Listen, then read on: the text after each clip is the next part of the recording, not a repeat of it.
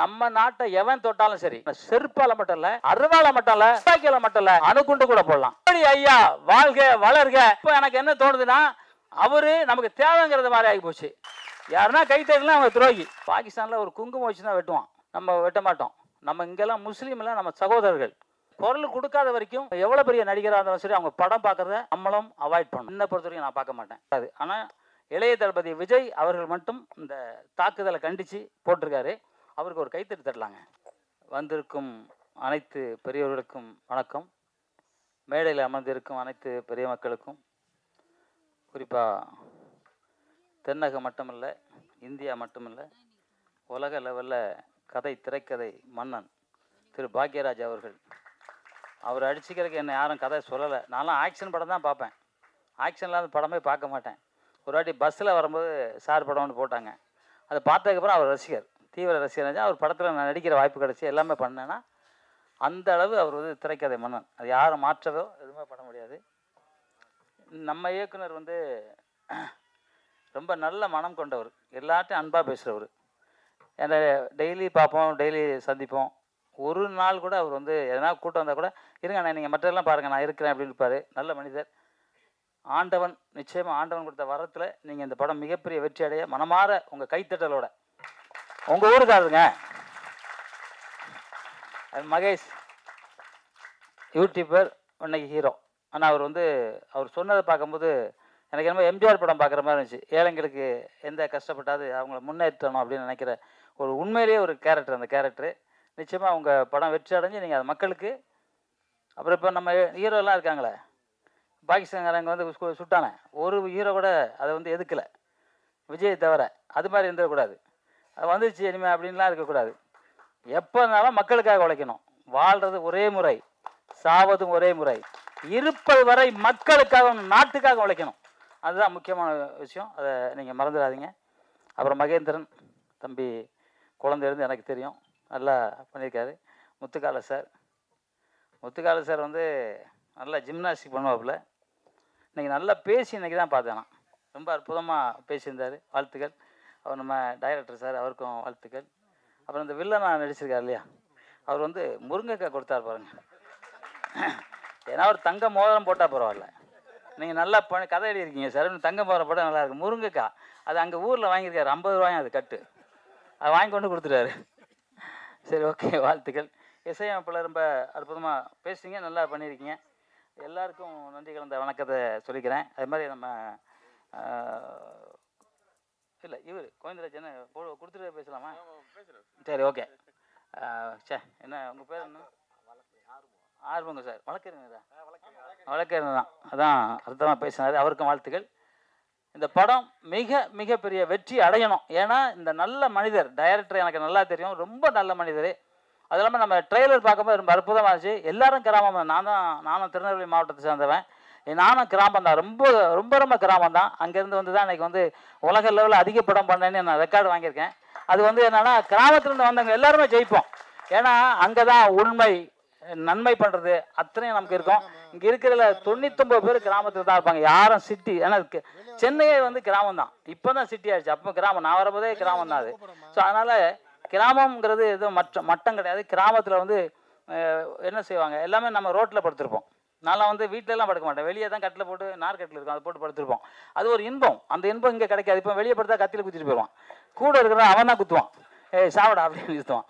அதனால் வேறு என்ன பண்ணுறது? அப்போலாம் வீட்டுக்கெல்லாம் கதவு கிடையாது. எங்கள் வீட்டிலாம் வந்து கை விட்டு திறக்கிறது, பெரிய மரக்கதவு, கை விட்டு திறக்கலாம், யார் வேணால் வரலாம், யார் வேணால் போகலாம். இப்போ வந்து பாருங்க, ஒரு இரும்பு கேட்டு, அதுக்கப்புறம் ஒரு கேட்டு, அதுக்கப்புறம் ஒரு கேட்டு. ஏன்னா பயமாக இருக்குது.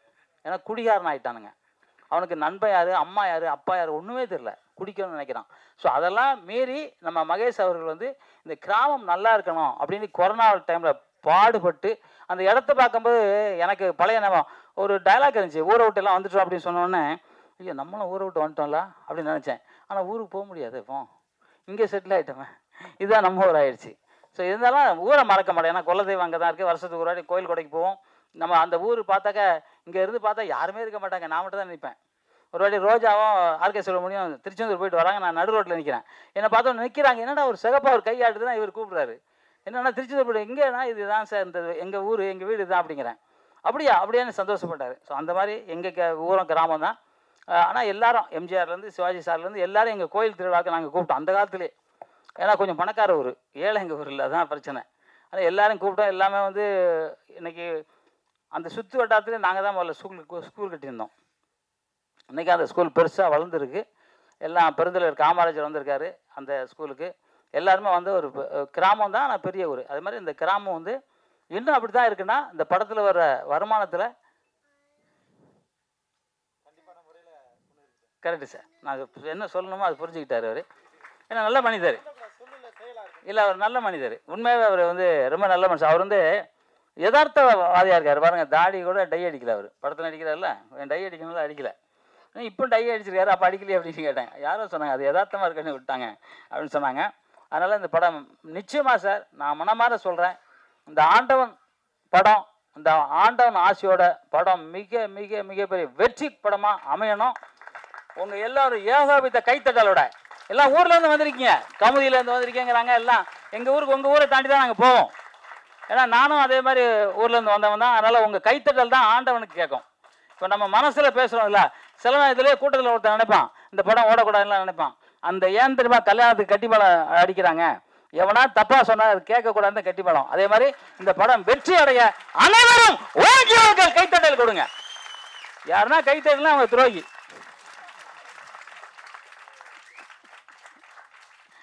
அதுக்கப்புறம் ஏற்கனவே சொன்னேன், இந்தியாவில் உள்ளவங்களை வந்து ரொம்ப கம்மி பண்ணிட்டீங்களோ. இவர் நம்ம சார், உங்கள் பேர் என்னங்க? நேதாஜி. ரொம்ப அற்புதமாக பேசியிருந்தார். அவருக்கு வாழ்த்துக்கள் சொல்லணும். ஆனால் தூண்டி விட்டார் என்ன, நான் வந்து தமிழ் மேலே இந்தியன் ஆக்கி விட்டார். இல்லை, போன வாட்டியே நான் இந்தியன் ஆகிட்டேன். ஏன்னா நம்ம நாட்டை எவன் தொட்டாலும் சரி, அவனை செருப்பால் மட்டும் இல்லை, அருவாலை மட்டும் இல்லை, துப்பாக்கியில் மட்டும் இல்லை, அணுகுண்டு கூட போடலாம். நம்ம நாடு வந்து அமைதியான பூங்கா நாடு. நம்ம இந்தியா வந்து யாருமே நமக்கு எதிரி இல்லை, வந்தாரை வாழ வைக்கும் நாடு இந்தியா. இன்றைக்கி பாகிஸ்தான்ல வந்து இங்கே வாழ்ந்துட்டு இருக்காங்க, இங்கே குன்றத்தூரில் வாழ்ந்துட்டு இருக்காங்க, கிட்டத்தட்ட நூற்றுக்கணக்கான பேர் குன்றத்தூரில். ஏன்னா நம்ம அதெல்லாம் விட்டுறோம். ஏன்னா நம்ம அதிகாரிங்க இருக்காங்கல்ல, இது வந்தால் போதும், எப்படியா போங்கடா வாங்கிட்டு அவனை ரேஷன் கார்டு, ஓட்டர் ஐடி எல்லாம் கொடுத்து விட்றாங்க. இப்போ அங்கே அவன் வந்து ஜாலியாக இருக்கான். இதே பாகிஸ்தானில் நம்ம இருக்க முடியுமா? பாகிஸ்தானில் ஒரு குங்குமம் வச்சு தான் வெட்டுவான், நம்ம வெட்ட மாட்டோம். நம்ம இங்கெல்லாம் முஸ்லீம்லாம் நம்ம சகோதரர்கள், அவங்க வேறு யாருமே கிடையாது. நம்மளோட உயிரில் அவங்கள ஒரு உயிர். இப்போ நான் வந்து இப்போ ஒரு ரம்ஜான் வந்துச்சுல்ல, எல்லா முஸ்லீம் வீட்டிலேருந்து எனக்கு சாப்பாடு வந்துச்சு. அதெல்லாம் யார் கொடுப்பா? அதனால் அவங்க நம்மெல்லாம் அண்ணன் தம்பிங்க, இங்கே பாகுபாடு இருக்கக்கூடாது. ஆனால் இளைய தளபதி விஜய் அவர்கள் மட்டும் இந்த தாக்குதலை கண்டித்து போட்டிருக்காரு. அவருக்கு ஒரு கைத்தறி தரலாங்க. ஆனால் மற்ற நடிகர்கள் யாரும் தமிழன் காசு சாப்பிடல, இந்தியன் காசு சாப்பிடல, பாகிஸ்தான் காசு சாப்பிட்டுக்கிட்டு இருக்கானுங்கன்னு நினைக்கிறேன். ஏன்னா அவங்க யாரும் எதிர்ப்பு ஒரு குரல் கொடுக்கல. அந்த குரல் கொடுக்காத வரைக்கும் அவங்க எவ்வளோ பெரிய நடிகராக இருந்தாலும் சரி, அவங்க படம் பார்க்குறத நம்மளும் அவாய்ட் பண்ணோம். என்னை பொறுத்த வரைக்கும் நான் பார்க்க மாட்டேன். ஏன்னா நம்ம நாடு தான் முக்கியம். யாரோ ஒருத்தருக்கு வந்து நம்ம நாட்டில் வந்து பேசாமல் இருக்கக்கூடாது.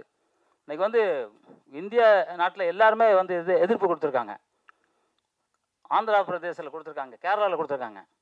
தமிழ்நாட்டில் ஏன் எதுக்காக கொடுக்கல?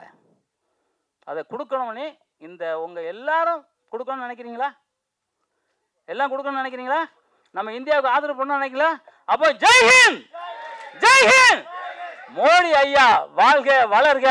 அவருக்கு கருத்தை நான் வந்து இது வரைக்கும் நான் சொல்லவே இல்லை. இப்போ எனக்கு என்ன தோணுதுன்னா, அவரு நமக்கு தேவைங்கிறது மாதிரி ஆகி போச்சு. இல்லைன்னா எவனோ வந்து குண்டு போட்டு போயிடுவான்.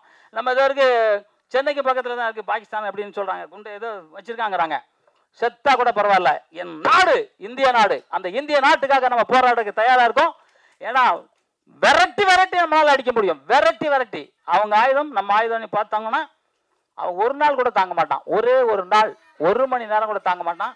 இருந்தாலும் நம்ம நாட்டில் பொறுமை கடைப்பிடிக்கிறோம். அந்த பொறுமை கடைப்பிடிக்கிறது நம்ம நடிகர்கள் அதுக்கு முன்னாடி நிறைய நம்ம காசு சாப்பிட்ருப்பீங்கன்னு நினைக்கிறேன். எங்கள் காசை அவங்க எல்லாரும் வந்து அதுக்கு எதிர்ப்பு தெரிவிக்கணும்னு சொல்லிக்கொண்டு, உலகத்திலே பெரிய புண்ணியமான நாடு இந்தியா, அந்த நாட்டில் நம்ம பிறந்திருக்கோம். அதை விட புண்ணியமான உள்ளவருக்கு தமிழ்நாடு. தமிழ்நாட்டில் தான் சித்த மருத்துவம், யோகா, நோக்கு வருமோ, அந்த வருமோ, இந்த வருமோ அத்தனையும் நம்ம சித்தர்கள் கொடுத்துட்டு போயிருக்காங்க. அந்த தமிழ்நாடு வாழ்க, தமிழ் வாழ்க, தமிழ் வெல்க, தமிழன் வென்றே தீர்வான். நன்றி, ஜெய்ஹிந்த். தேசிய உணர்வை ஊற்றிய அண்ணனுக்கு நெஞ்சம் நிறைந்த நன்றி.